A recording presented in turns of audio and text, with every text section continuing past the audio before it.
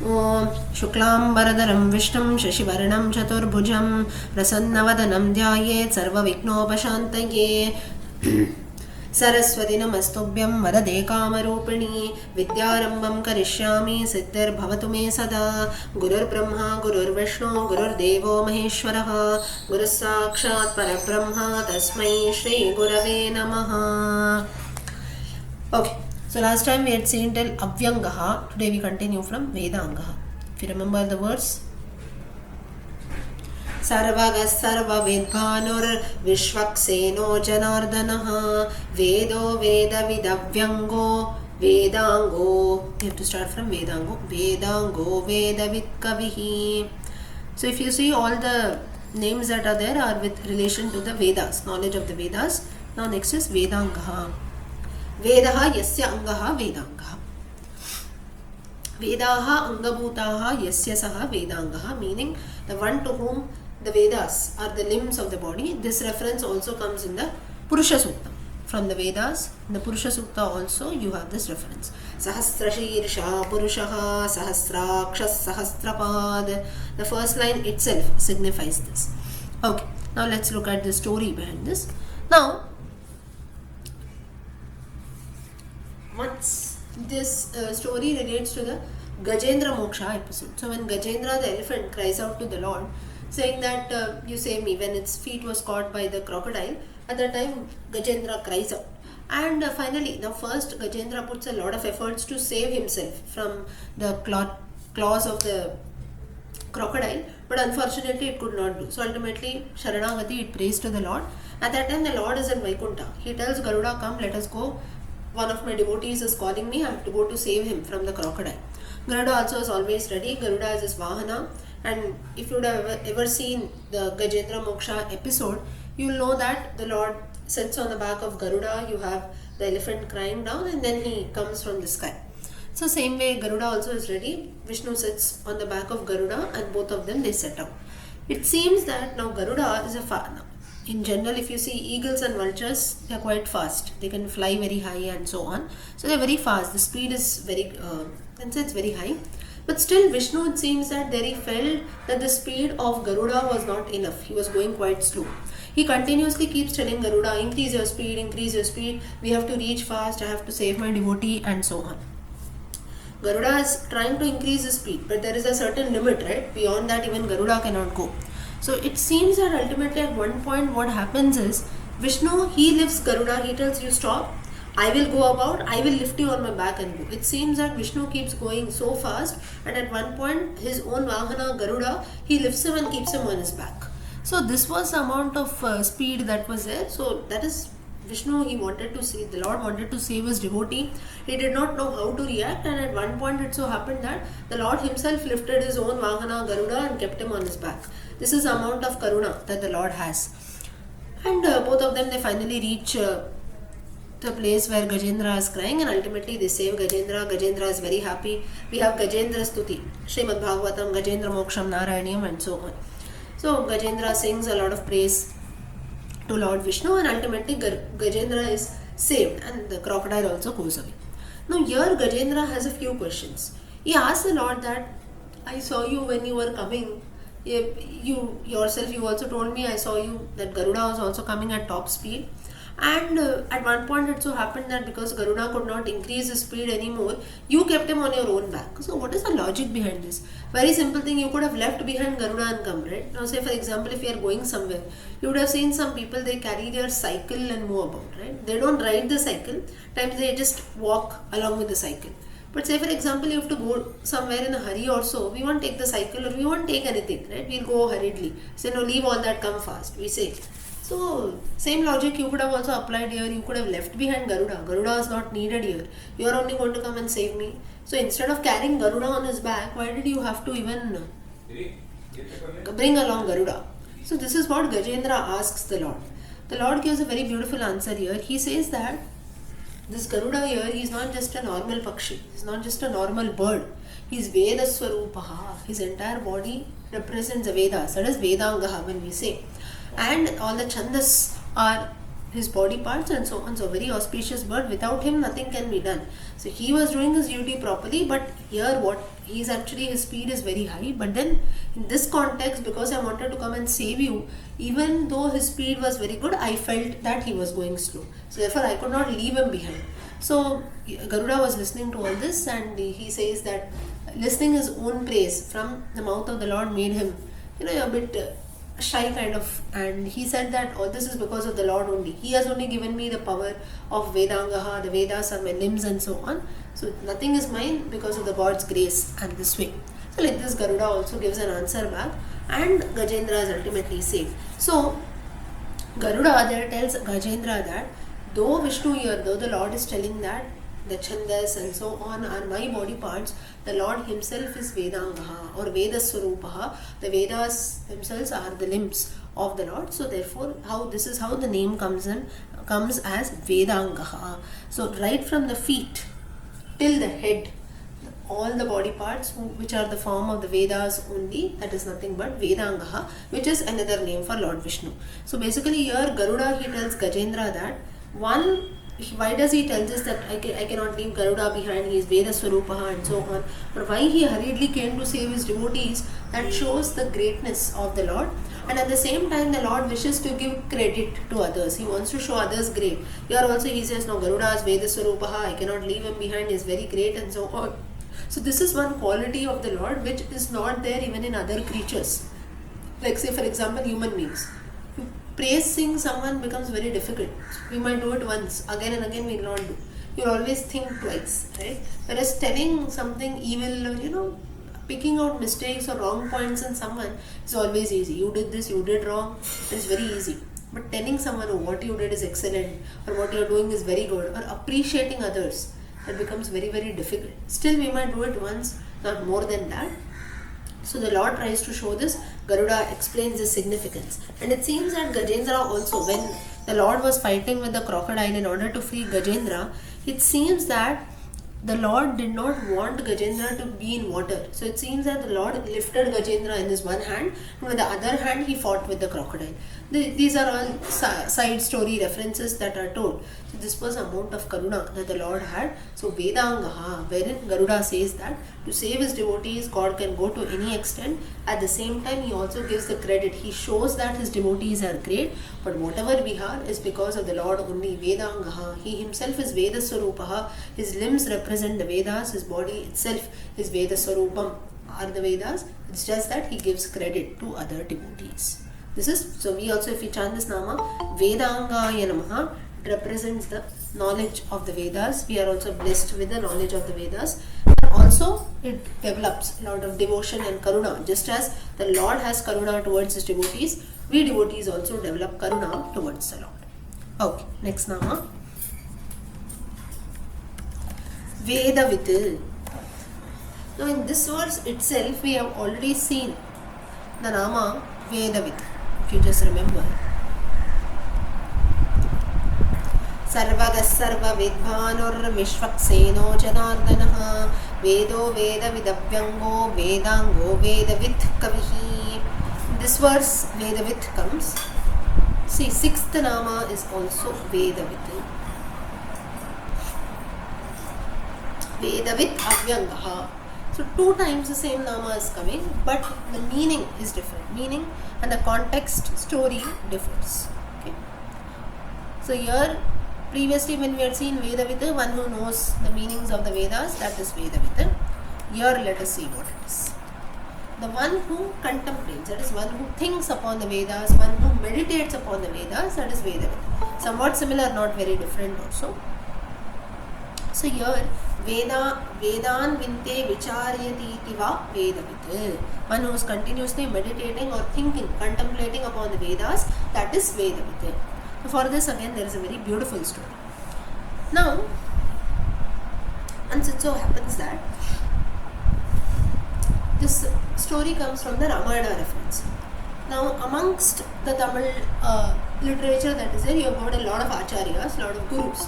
Out of that, one was Villur Swami. And in that you have a famous Rama temple, Vadavur Rama, right? And this Swami who was there, you call him famously as Villur Swami, has got a lot of names. And And you have a lot of acharyas who are there today. They look upon Villur Swami as their acharya, as their guru. And it so happened that Vadavur Rama, as we say, he was a great devotee of this Rama, and this person has written a Ramayana. It is in Sanskrit only, but this Vadavur Swami, this Villur Swami, he has written a Ramayana. And it seems that every day what he used to do is one shloka from the original Ramayana he used to pick up, and he used to use his own imagination and write a shloka in praise of Rama. Just as Bhattatri from the Srimad Bhagavatam, he has written Narayana. He has picked out the qualities of Krishna, Krishna Leela stories. So that way even this person also used to do. So like this he has written the Ramayana. So in that there is an incident that comes in this Villur Swami's Ramayana, wherein Rama, Sita and Lakshmana during their Vanavasa go to the ashram of sage Sutikshna. Now Sutikshna was a very old sage, old age had come in, and he was just waiting, he was just you can say sticking to his life just because he wanted to meet Rama, Sita and Lakshmana. Beyond that, like, he was very old and it was ready to attain Samadhi. So it was that stage, but he was still waiting patiently for Rama to come, so that once Rama comes, he can give up his body. So ultimately Rama comes, and it is almost evening time, that is late afternoon, around 4-5 or so, when Rama, Sita and Lakshmana, they reach his ashrama. So at that time what happens is, Sutikshna is still waiting. So Sutikshna is waiting, he offers them, he tells them to sit and so on, he takes care of all the hospitality part. And then further, he tells, Rama then tells that, okay, now it is almost Sandhya Kala, evening time, I will do my Sandhya Vandana prayers and all that, and then I will come back. This reference comes both in Villur Swami's Ramayana as well as in the Valmiki Ramayana. And then after the Sandhya Kala, puja and everything, Rama returns back. Now in the Vanavasa Kala, what Rama does is, Rama used to always consume only fruits, and whatever was easily available. So basically they used to not, when you stay in the forest for 14 years, it's not that Rama, Sita and Lakshmana enjoy, that is whatever they have, a very lavish meal and so on. Even if they go to the hermitage of sages or so, the meal used to be very, very simple.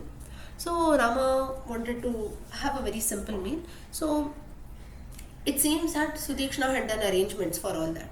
And it so happened that this Sutikshna, Rama also does his prayers and everything. He comes back, he's sitting, both Rama, Sita, Lakshmana are sitting, and the moon was there in the sky. It's almost now late, the sun has set in, the moon has risen. And this Sutikshna, this sage, he was just staring at the moon in the sky, and for quite some time he was doing that. So the still sun had not fully set, sun has set, slowly darkness has come in, and the moon. So basically a time wherein you can see the moon also in the sky and the sunlight is also there. So that time. Now this phenomena you can see in the morning, early in the morning when the sun is rising and the moon is about to set. You see both the sun and moon in the sky together. And similarly in the evening also, when the sun is about to set or just set, but still light is there and moon has slowly started rising. So this was that phenomena. And the moon which was there in the sky, so Krishna is sitting and staring at the moon. For some time Rama did not tell anything, Sita also did not tell anything. Rama was sitting already, he had come back after his Sandhya, everything. And Lakshmana gets angry here. He tells, okay, for all this time we are sitting, now give us something, like, I don't know why you are making us sit like this. So long it has taken place. You are just staring at the moon. Have we come to see your face? You are staring at the moon. What is this? So it was like an insult, what Lakshmana felt. So at that time Sutikshna, he gives an answer back. He says that it has been mentioned in our scriptures that nothing should be consumed during the Sandhya Kala time. Sandhya Kala time is during this time, horizon time. That is when both the sun and moon are present in the sky. That's the reason why you see most of us, we do not eat anything early in the morning as well as during evening time. Evening snacks also, if you eat also, that is quite before you should eat, or rather that's the reason why people used to not eat at home. They used to, in earlier times, if used to eat, they used to have early dinner. Maybe around 7 or so they will eat something. Why around 7? When the sun has fully set and the moon has risen. So usually Sandhya Kala time is meant for prayers and so on. You can say some good activities. More than that, you should not waste your time eating, sleeping and so on. In fact, that's the reason why we don't sleep during evening times. In fact, you should not even lie down during evening. Why such rules are followed? There are reasons for this. So therefore Sutikshna is telling that I am waiting for the moon to completely rise and the sun to set so that I can offer meals to Rama. So because it's mentioned in the scriptures that when both the moon and sun are there in the sky, it should not be done. Ideally speaking, also early in the morning and evening time, that is roughly around 6:30 or so, we don't eat anything, right? Eat or maybe sleep. We are usually busy. So therefore, Sutikshna says that I'm also following the same thing. Listening to this, Rama becomes very happy and he says that you are a true Vedavita. Vedavita is nothing but those, it's not, now Vedas knowledge is there, scriptures are being there. But how many people are actually following that? Sutikshna, even in this old age, you are following this. This is something which is really, you can say, praiseworthy. I have to appreciate this. And here, this is something which even Rama follows. Rama tells Lakshmana, you be patient. You have studied, you know everything, but you be patient, don't ask the sage anything. Rama also waits patiently for the sun to set completely, for the moon to rise, and then later all of them they consume meals and they retire for the day. So these are all rules which are to be followed. And like this, Rama also used to follow. Though Sutikshna followed the rule, he said, okay, let me wait for the sun to set in and the moon to rise. Even Rama did that. In fact, Rama in the forest, if he wanted, he could have eaten anything, he could have spent his time doing anything. Right? Nobody is going to come and see what he was actually doing in the forest. But Rama never broke rules. His entire life, that's the reason why today we say Maryada Purushottama, or we look upon Rama's life, or Rama is Naravatara. Why he behaved like a man? To show to men later that if I am a role model for you, this is how I have lived, you can follow my way of life. So, Vedavita is, knowledge has been mentioned. Vedavita, you have knowledge of the Vedas, Vedangaha, your limbs of the body are like the Vedas. Today also you see, there are so many scriptures, Ramayana, Mahabharata, Gita, this, that, everything, or our own constitution, law book, everything is there. How many of us actually follow that? Maybe 10 things are told, even 1 point we follow, that's more than enough. Ashtanga Yoga.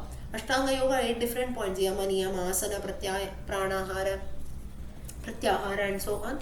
Everything is there. Out of that, even 1 point we follow, that also is like, you can say very rare or it becomes very difficult. So here, Rama, he tries to signify this point that so many scriptures are told. Out of that, how many of us actually know what is there in the scriptures? More than that, even after knowing also, there are very few people who follow that. Oh, Sutikshna, you are one of them, and therefore I am very, very happy. Vedavita. So the Lord also, in the form of Sutikshna, the sage also used to follow, and even Rama also, though he was an incarnation of the Lord. You see, some people, when they are in a higher position or so, they try to take advantage. I am a senior person, I don't have to follow rules. Rules are meant for junior employees, right? Or those who are at a, you can say, lower level. But the Lord never did that. Naravatara, he was there in the form of Naravatara. Never ever he remembered that he was an incarnation of Lord Vishnu, and he led the life that way. He went to the forest very easily. He experienced the hardships to show to the world that rules are not to be broken. What has been mentioned in the scriptures, that has to be followed properly. So one who not only just is a form of the Vedas, or one who is not just knower of everything, but one who actually follows, that is Vedavita in this context. So we also, if we chant this Nama, Vedavite Namaha, the Palashruti is to be free from all kinds of sins that we do, and to try our level best to follow whatever has been mentioned in our own scriptures. Okay. Did everyone understand this Nama, Vedavita? Yeah? Yes. Okay. Next. Kavihi. Krantadarshi Kavihi Sarvadruk. Now, this, before you delve into the Nama, you can also, Kavihi. Kavihi in general means a poet. So usually, if you see Kavihi, this Nama, Kavi in general is a person who uses his imagination, creativity, he puts that, and there are no rules for Kavi. You have so many Kavis, Kalidasa, Bhasa, or even English poets for that matter, or anyone. You write something, say for example, you just look at, some people have this talent, right? You look at something or you go somewhere, immediately you pen down your thoughts, you just write. For that, there are no rules that are to be followed. Whatever comes to your mind, you can just put down, right? Or maybe now also, if I tell someone you read a poem or so that you have written, some people might be able to do that. It's a talent. So, one who sees beyond. Now, you see, usually these poets also, now people like us, normally people who don't have these qualities, you look at a tree, you'll say, it's a tree. Whereas a poet, he will present it in a very nice way. It is covered with green leaves, green shade, very beautiful to look at, and so on. Like this, the description goes about, right? Or maybe all this reference comes in the works of Kalidasa also, wherein if you look at his descriptions, in a few places he writes, he looks at a woman, and a very beautiful simile is wherein he uses is simhakati. Simhakati, kati hip, simha lion. So one who has the lion, one who has a hip like a lion, that is basically one who is very slim. So these are all descriptions that are used. Simhakati. So if he wanted, he could have just used a woman, mahila or stri, but then he uses simhakati. So these are all just descriptions. Kavi, qualities of a kavi. So here another name for the Lord also is kavi. So one who sees what you see in front of your eyes is one thing, and what you see beyond that using your own imagination, that is another thing, that is kavihi. You have a reference in the Brihadaranya Upanishad and Ishavasya Upanishad that is mentioned below. Nanyotostri drashtra and Kabir Manishi. Kabir Manishi, Manishaha, again your mind. How the Kavi's mind is quite different. Okay, so this is what has been mentioned in general meaning of Kavihi. Now with regards to the story. Now, Vishnu Sahasranama Bhashya, one is written by Adi Shankaracharya, another is written by Parashara Bhatta. Adi Shankaracharya writes each and every nama. Now whatever we are seeing on the screen, this is based on Adi Shankaracharya's Bhashya, and the story that I am telling you is based on Parashara Bhatta's Bhagavat Gunadarpanam. This is his book based on which all these stories and everything comes. So both of them, Shankaracharya writes the meaning as it is, and Parashara Bhatta, he tries to explain the same meaning with the help of a story or example, so that everything is understood clearly. So once it so happens that Parashara Bhatta, he had written this Bhashya for Vishnu Sahasranama and many other works also he had done. Secondly, his own name, Parashara is the father of Vyasa. He had got this name also, like Vyasa's father, Parashara Bhatta. So a few people had an enmity, or they were quite jealous of Parashara, and they felt that this person is not fit to get this name, first of all, Vyasa's father's name. Moreover, he has written this Bhashya, all that is fine, but so much of peer respect and so many devotees Parashara has got. So like now obviously it happens, right? If someone is great or so, someone has a few good qualities, automatically 4 others develop enmity, right? Or more than enmity, it is like jealousy. Oh, he knows more than me. So automatically jealousy comes in.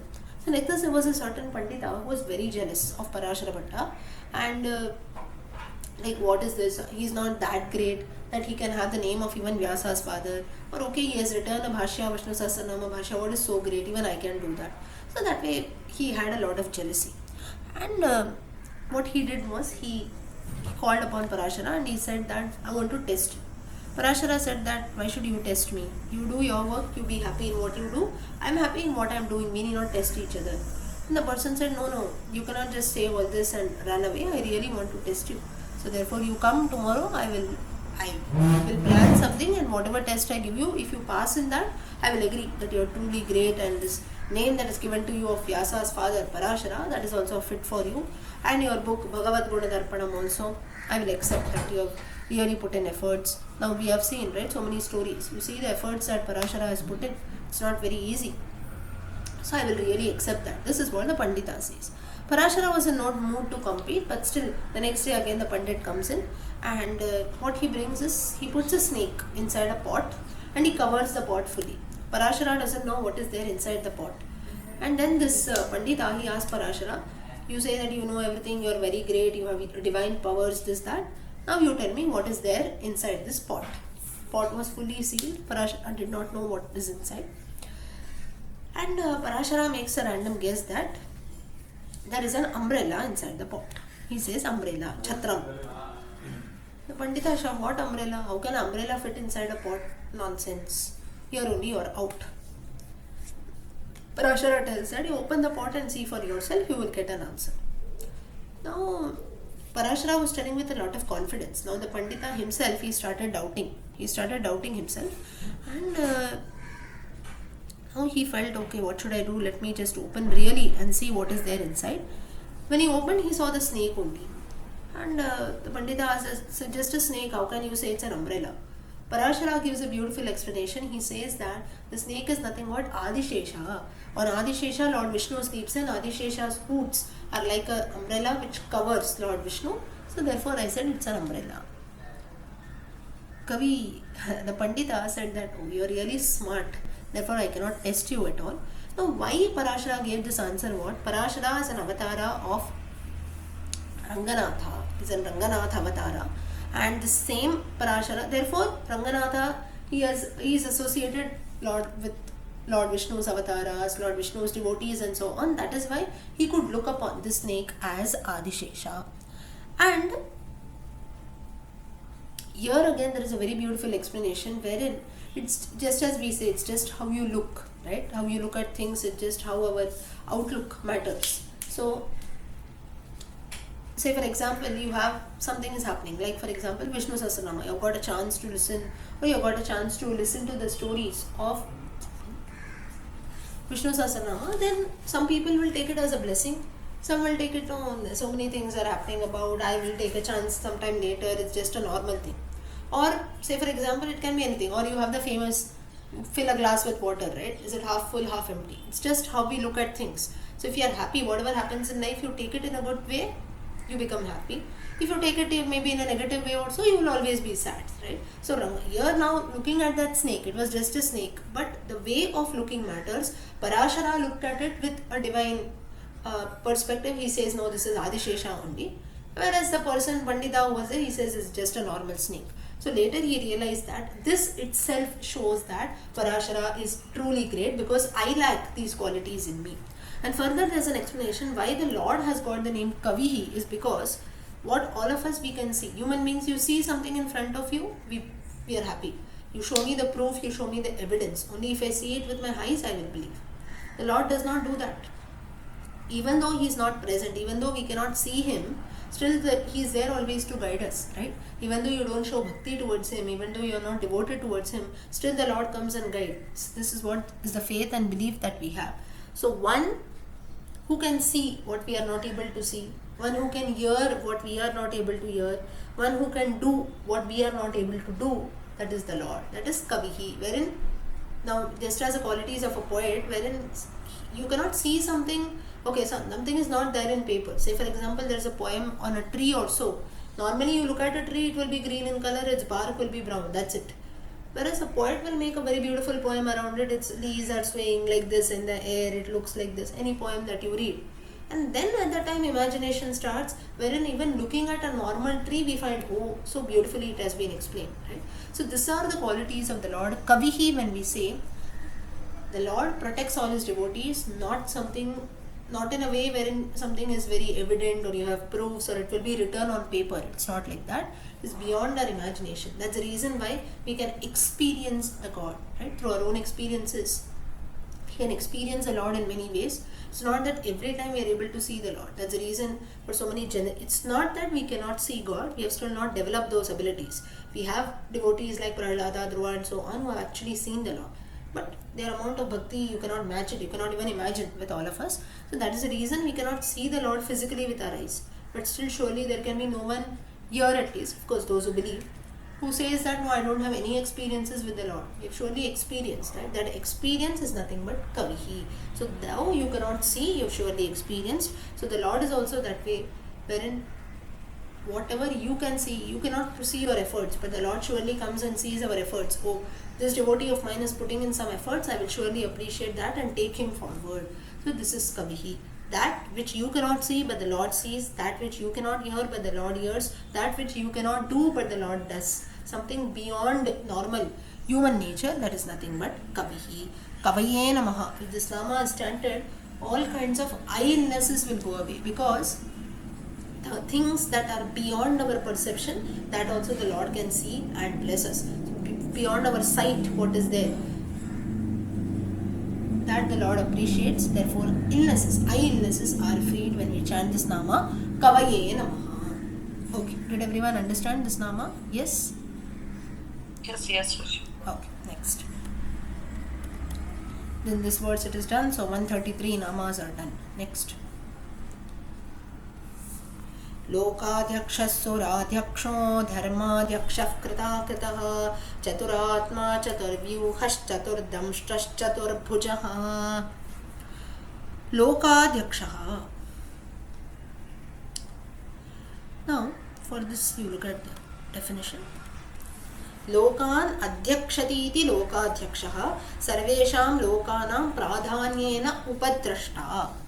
One who presides over the world, one who rules over the world, people. Basically, one who is at the top. Like you can say a master or ruler, one who takes care of all the people, all the creations in the world. That is Lokadhyakshaha, Lokanam Dhyakshaha, Adhyakshaha. For this again there is a very beautiful story from the Varahavatara reference. So Varahavatara, Varaha, Lord Vishnu in the form of Varaha, he saves Bhumi Devi, he saves earth from the clutches of Patala. Hiranyaksha, he brings her back on his horn. And that's the reason why in many places, especially you have in Kanchipuram, you have Varaha Perumal, or even Kumbakonam. Kumbakonam is called Varaha Kshetram. Another name for Kumbakonam, Varaha Kshetram.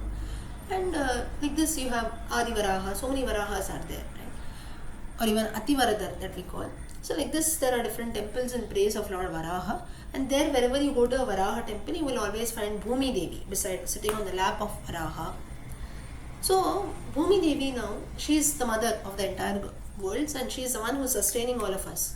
So she had developed a lot of karuna and compassion for all the creation that is there, and she tells a lot, she tells Varaha that you came and you saved me from the clutches of Hiranyaksha, from Patal Loka, but what about all these people who are there, the living creation that is there? They are suffering. Punarapi jananam, punarapi maranam, punarapi janani, jatare shayanam, miha samsare, bahutustare, kripaya pare, pahi murare. Just as Shankaracharya says in the Bhaja Govindam, all the creations are going to this Punarapi jananam, punarapi maranam, taking birth, they are dying. Punarapi janani, jatare shayanam, again sleeping inside the mother's womb. Iha samsare, bahutustare. The samsara becomes very difficult at times. Kripaya pare, pahi murare. O Lord Murari, save me from this. So don't you feel that you should save this living creation? You have come and saved me, that is done now. Think about all these other people also, think about your living creation, all other devotees too. Now it is not limited only to human beings, even other living creation, creatures. So Varaha says that I will surely do that, but there are certain ways which are to be done. So the Lord, Bhumi Devi, she tells you tell which ways are there, so that the people will also follow that, your devotees will follow, and they can also ultimately be happy, they can attain moksha, they can attain Vaikuntha. So, Lord Varaha himself has told us, he says that a devotee who offers a flower garland to me, a flower garland. Now this garland, usually if you have a garden or so, or trees in plants, in your own house you should pluck flowers, make a garland and offer it, not directly bought from the market. This is what is advised. Varaha himself tells this to Bhumi Devi. He tells those who do this, especially white flowers. Any flowers are fine. White flowers are there, that would be preferred. One who himself brings flowers from his own garden, from his own plants, makes a garland with his own hands and then offers it to me, such a garland I accept and ensure that these devotees are always taken care of. These are all simple things which all of us can do. Secondly, he says that at the same time, one who sings my names, one who sings my glories, chants my names, listens to my stories like the Vishnu Sahasranama and so on. So one who offers me flowers, at the same time one who sings my names. All this should be done in the Pratakala, the morning time. One who does this.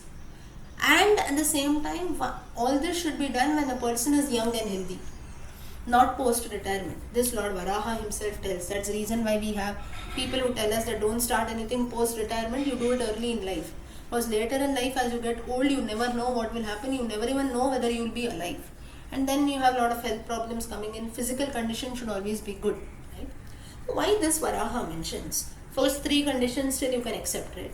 Garland, chanting the names of the Lord, or in the morning time, okay, when morning time everything is fresh and so on, you can start the day on a good note. But why in young age? Or why it is said that a person is healthy? Even after retirement also, people can be healthy, right? It's not a compulsory you have to fall sick. There is no condition for that. But still, why the Lord tells in this context is, now all other things that we do in life, we start early, right? There is nothing that we start post-retirement. Do we do anything only? No, all these years I did not do. Only now I am going to start. Say for example, someone says, no, I'll start going to school after the age of 50. Now let me just nicely enjoy life. We don't do that. I'll start earning once I reach about after 40 or so. I'll think that is more than enough. Till then I'll enjoy. We don't do that. In fact, for all other things, or no, after the age of 50 or so, I'll start eating nicely. Now, let me just eat little and be happy with whatever I get. We don't do that. Let me buy a house, let me buy a car after the age of 50, 55, 60. Now what I have to do, whatever is there, let me stay. We don't do that. We start early. So, like this, these are a few examples. Or I want clothes, I want this, I want that. Everything we do early. And no, I need everything. Now if I don't start, it will become late. In fact, a child nowadays, you see, before it is born also, its admission is already taken in the school, right? You see, even 1 year, 6 months, everyone, they start going somewhere, play school, this, that, you tell and go. They only know what they do there. But still, we start going. We start early, everything is started early. Varaha tells that if everything you can start early, then why not start even my bhakti early? Only my bhakti you keep it later and then you expect me to bless all of you. This is not done, right? Or still the Lord blesses, but logically it seems to be very illogical. When this Varaha, now when I came across this, when I myself was reading Parashara's commentaries, I felt that it is so, you can say, so relatable, right? Wherein when we can do everything else early, we start early, then why only with bhakti and devotion, or you want to do something for the Lord or so, we do that very late, right? In fact, now this is again a question of faith, but those who feel that no, it's like something which is optional. I don't have anything to do now, so then I will let me spend my time doing this. In fact, this is wrong. Now here you will have a doubt. Does it mean that at the age of 20 then I should spend my time only doing bhakti?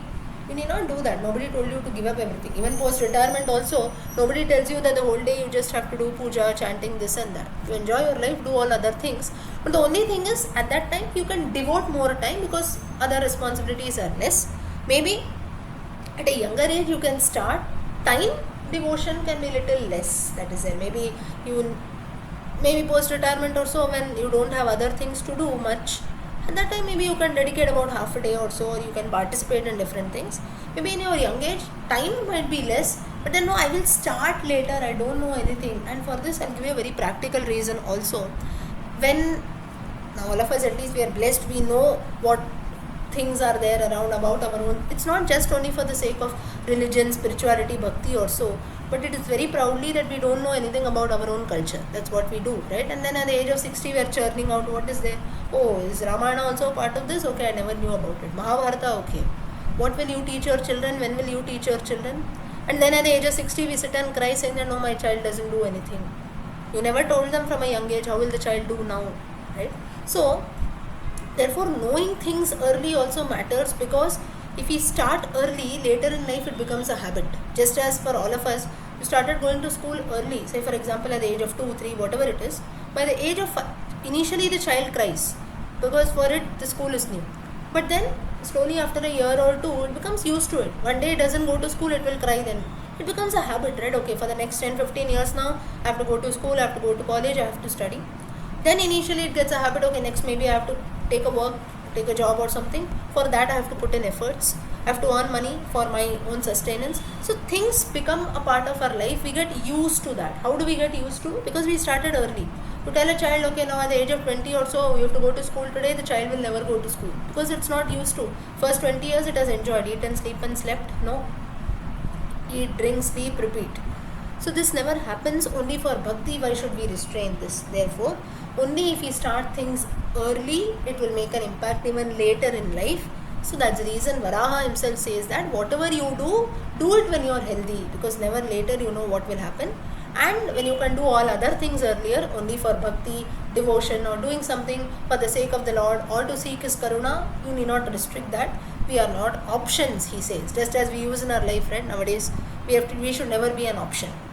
That is very, very important. If someone has to give us respect, it should be there. And then nothing is there, then I will come and do. This is so wrong, right? We don't like this. Someone says, no, I'll come and meet you. You fix a meeting with someone. Then they say, no, today I'm busy or so. When I am free also, I will let you know. We get angry, right? We say, what is this? I'm not an option here. Only when you have time, you will come. You should in fact take some time out, right? So the same thing is applicable even here. And through this principle, so you might feel, oh, the Lord also is telling all this. Should we take out time, do bhakti, this, that? That means He Himself is so demanding. It's not demanding, but this is applicable for all things. Wherein He says that if you are doing something, do everything properly. Rules should not differ. Now, one thing I will do now, for other things I can see when I can do it later. whatever you feel is correct, that should not be done. That is one part of it. You should take time for everything. If you're disciplined, if you're following some rules also, it should be applicable for each and everything. You cannot change rules as you want. No, now earning money, now taking a house, all that is my priority. It can be in your priority list, but that doesn't mean that you don't give up on other things. You see, some people, what they will do is, no, I want to study also, so they give up on their family responsibilities, right? You see so many people, they go out, they will study, their children are left all alone. You are losing on that. There is no use of doing that. Doesn't mean that you don't have to study, but you should have done that earlier. Maybe you got a chance later, you can prioritize, you can study then later or whatever you want to do. That doesn't mean at the cost of you putting down something like your family responsibilities also. That's the reason all our ancestors, you see, they always followed a certain age, right? And they used to do things exactly during this time. Brahmacharya ashrama, they used to gain knowledge, they used to not do anything else at that time. Next, Grihastha ashrama, fully they used to focus on family life. Vanaprastha ashrama, slowly they started working towards retirement. Ultimately, sannyasa ashrama, wherein all responsibilities were done.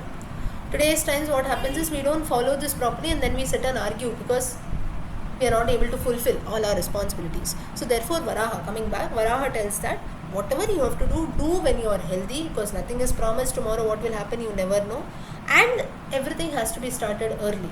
Nothing should be kept as option. Well, if I feel I will do, if I don't have anything to, if you really want to do things, you will take out time for that. Of course, on the priority list, it will go up and down depending on the situation, but then it should not happen that I will start fully new later when I don't have anything to do. That should never happen. If you get a chance to do something, do it now. So this is Lokadyakshaha. So Bhumi Devi listens to all this. She tells, yes, this is a good way, good pattern that all the devotees can follow. Offering flower garlands to the Lord, chanting His names, doing all this early in the morning, that too from a young age, so that when we are healthy. And this same Bhuma Devi, she waits. She does okay. She listens to all this. She waits for about 28 Chaturyugas. One Chaturyuga is roughly about 43 plus lakh years. 43 lakh plus a few thousand, 20 or so. Like this is one Chaturyugam. Like this, she waits for 28 Chaturyugams. Why so? Because she wanted to take birth on the earth as goddess Andal. And she's born on this earth on the famous Adipuram day. Just a few days back it was gone. In the Tamil month of Adi, you have the Pura Nakshatra coming in, Adipuram day. She was born as the daughter of Periyalvar. It seems that she did not find an eligible father, and that's the reason she had to wait for 28 Chaturyugas. And finally Periyalvar, he groomed her daughter very well. He used to tell her continuously Krishna Leela stories. That's how the goddess Andal, she developed a lot of devotion towards Lord Krishna. And ultimately, the marriage of Andal takes place in Srivilliputtur, in the temple of Srivilliputtur. And here, what Andal, through this Nama, Lokadhyakshaya Namaha, Loka, that is the right person. It takes a lot of time to find the right person. Even Bhuma Devi also had to wait for 28 Chaturyugas to take an incarnation of Lord Andal, of goddess Andal. And there she tells that to be blessed with a father like Periyalvar, if he had not guided me right from a young age, he used to not tell me Krishna Leela stories, he used to not groom me into devotion also, I would have never become a great devotee of Lord Vishnu. I would have never married him. So therefore, grooming things, doing things from a young age is very, very important. So through this Nama, Lokadhyakshaya Namaha, is the Lord Himself is Adhyakshaha, one who supports the world. But from our side also, we have to put in efforts. You don't put in efforts, just sit simply, He has blessed you with a birth, now I will not do anything.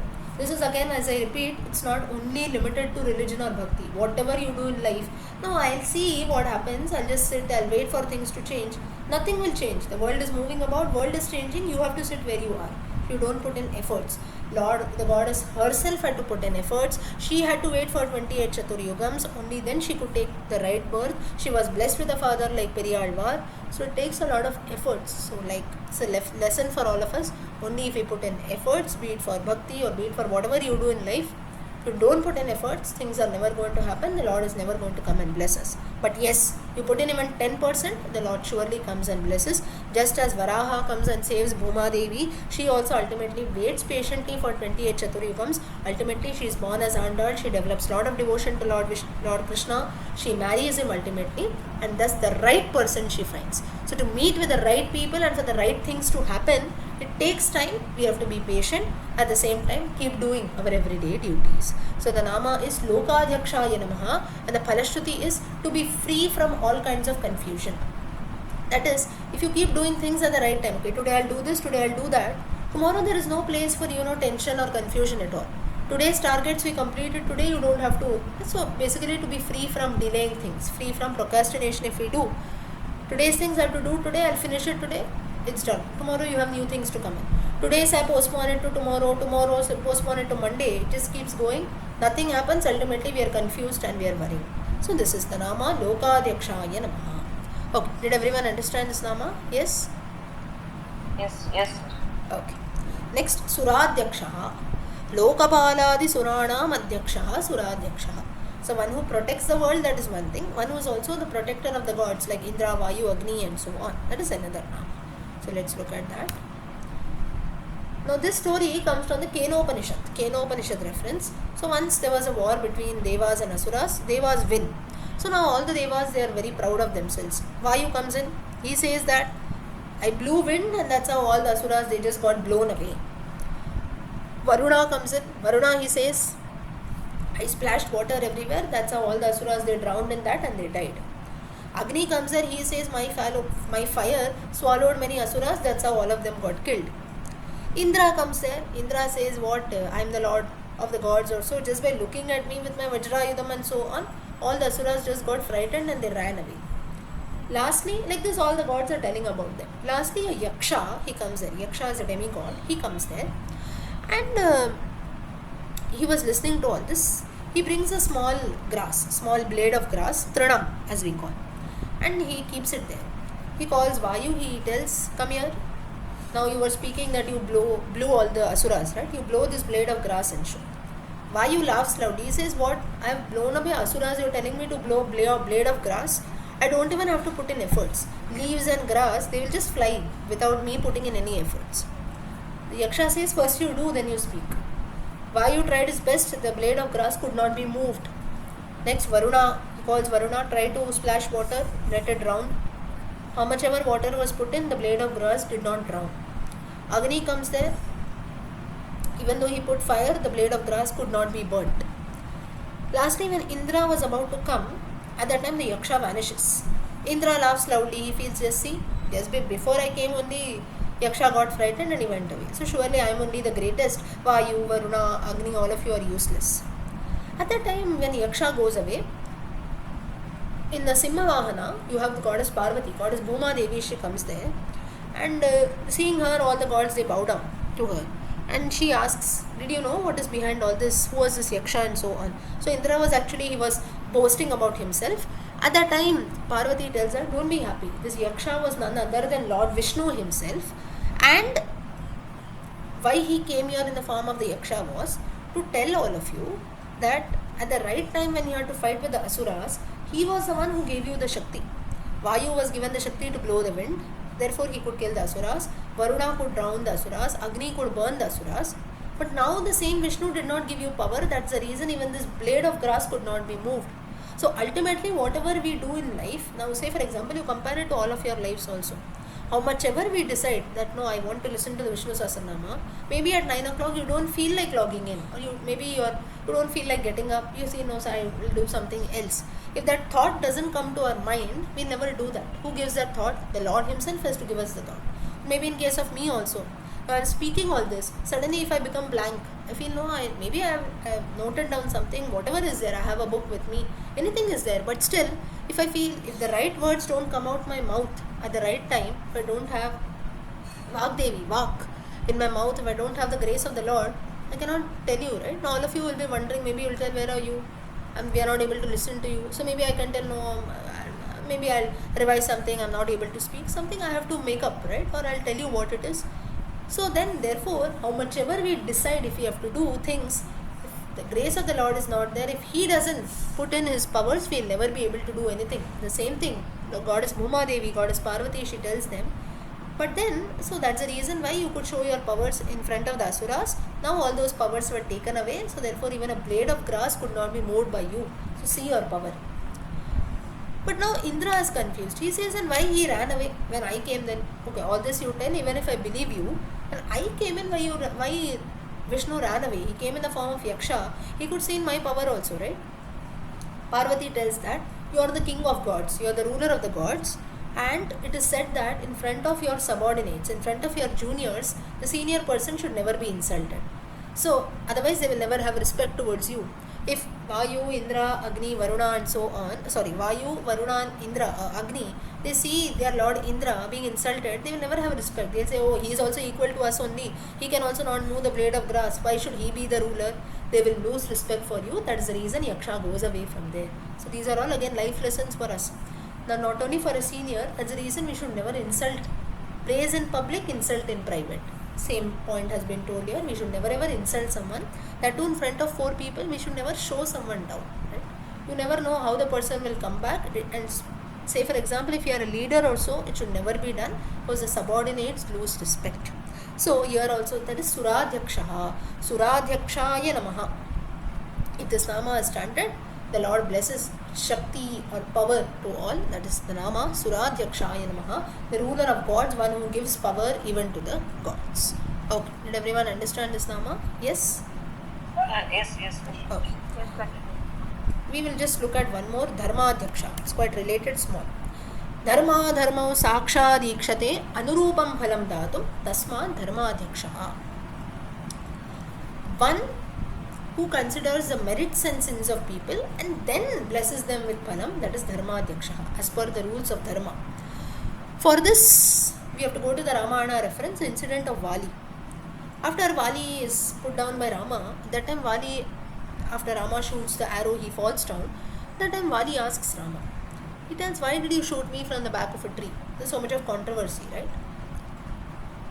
So, at that time Rama gives a very beautiful explanation. He says that your this brother Sugriva, when you were fighting with the demon, at that time Sugriva very patiently waited for a long time. You did not come. Then from outside the cave you had blood that was oozing out. Ultimately Sugriva felt that it is maybe Ali is being killed, and that's how he returns back. After a few days you return back. At that time Sugriva falls at your feet. He asks for Sharanagati. He tells that you can take the kingdom now. But at that time you refused. A person who comes and falls at your feet, he asks for Sharanagati, but still you refused. At that time you did not give him, you kicked him out of your kingdom. Further, you did a lot of acts. Ultimately he came to Rishamukha Parvata, that's why his life was saved. Otherwise you were about to kill him. Then you also abducted his wife, you have kept his wife with you. So all this, so much of, you can say, papam has been done, and now you speak of dharma. Now you ask me and question me. This is one reason. Second reason, now all this Lakshmana is telling, Rama is not telling. Further, Vali asks Rama, but Rama doesn't answer all this. Lakshmana gives an answer. Further, there is one more explanation. Why Rama did this was, Vali, if very smartly, if he had come and fallen at the feet of Rama saying that please forgive me, O Rama, if he asks for Sharanagati, Rama has to give you Sharanagati, because irrespective of the sins that are being committed, someone comes and asks for forgiveness. That's the reason why even if someone tells us sorry, we have to accept it. But so this fear Rama had, if Vali comes and asks me for Sharanagati, he can never be killed, right? So therefore he did this from behind a tree that is there. In some there are logical explanations. Vali was a monkey also. Usually animals are hunted from behind. Like this, there are many explanations that are told. So therefore, here Lakshmana gives an explanation saying that that is a reason why you have asked for Sharanagati, Rama has to bless you with that. So therefore he did this. So you are none to come and ask now. You are none to even talk about dharma now. You are not even fit for that. Now for this you have, so therefore mercy or Sharanagati or someone if has to be forgiven, it depends on the person who is there, depends on the qualities of the person who are there. So depending on that only the Lord will bless us. So if mercy has to be shown, if Karuna has to be shown, it depends on the opposite person also. For this you can even relate to the works of Shakespeare. Shakespeare also tells this. I don't know how many of you have read. Whatever I remember I tell you. William Shakespeare in his, I think it should be in the Quality of Mercy. He also, what he tells is, quality of mercy is like a drop of rain from heaven, and so on. Those statements come in, which ultimately, all this comes in, I think there is a character called Portia. She talks about this. And why this I told you is, Shakespeare also talks about this point only, wherein he says that the quality of mercy differs. Depending on the person who comes in front, what kind of karuna, what kind of mercy we have to show, that differs. So you see, in all our texts that are there, even our own scriptures, though when we can read Shakespeare, we have to read the Vishnu Sahasranama also. The Nama, you can see the meanings are quite similar. Or the explanations, what they have put in is similar. So when we say Kalidasa is Indian Shakespeare, Shakespeare also has to be compared to Kalidasa. That's the reason why Shakespeare is usually compared. So he also talks about the same thing. Therefore, Lakshmana, he talks about the importance of Sharanagati, and he gives a very beautiful explanation to Vali, and Vali is convinced. Now, why Lakshmana has to speak about Sharanagati? Why did Rama not speak? Because the same Lakshmana takes an avatara of Ramanuja later. Ramanuja is a Sharanagati avatara. He was known for blessing people whoever attained Sharanagati. That's the reason Lakshmana, Adishesha, is an avatar of Ramanuja. Lakshmana is also the same. That's the reason Lakshmana speaks about Sharanagati. So Dharmadhyakshaya Namaha, this is a Nama, and the Palashruti is blessings from all sides. The Lord will also bless us with the best. So these are all different interpretations that have been told. Okay, so today time is up. We will stop here.